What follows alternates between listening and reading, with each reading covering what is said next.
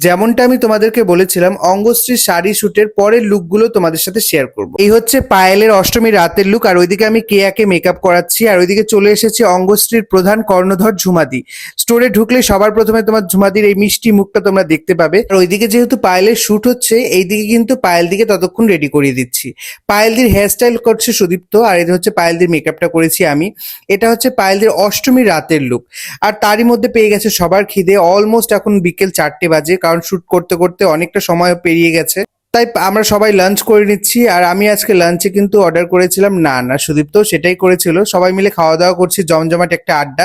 আর ওইদিকে পায়েলকে দেখো।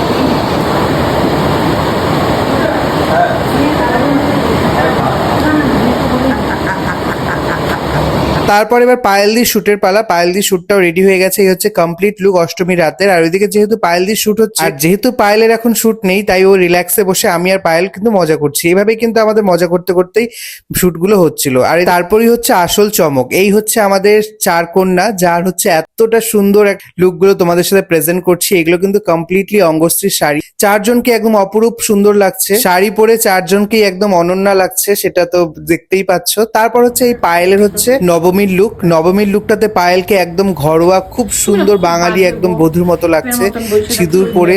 আর পায়েলদির এটা হচ্ছে নবমীর রাতের লুক, একদম ট্র্যাডিশনাল সাউথ ইন্ডিয়ান লুকে। আর এটা হচ্ছে দশমীর লুক। পায়েলদিকে পরানো হয়েছিল মেখলা, আর পায়েলকে পরানো হয়েছিল লাল পাড় সাদা একটা সিল্কের শাড়ি, যেটা দেখতে খুবই সুন্দর লাগছিল। দুজনকেই খুব সুন্দর লাগছে। তোমাদেরকে কেমন লাগছে অবশ্যই কমেন্ট করে জানাও আজকের লুকগুলো। আশা করবো তোমাদেরও প্রত্যেকের পছন্দ হয়েছে। আর তোমরা যদি এই সুন্দর সুন্দর শাড়িগুলো নিতে চাও, অঙ্গশ্রীর সাথে কিন্তু যোগাযোগ করে নিতে পারো। এভাবেই কিন্তু আমাদের সেই দিনের শুটগুলো কমপ্লিট হলো। আজকের ভিডিওটা এতটুকুই থাকলো, দেখা হবে নেক্সট ভিডিওতে। ভালো থাকো। পায়েলদি প্যাক আপ।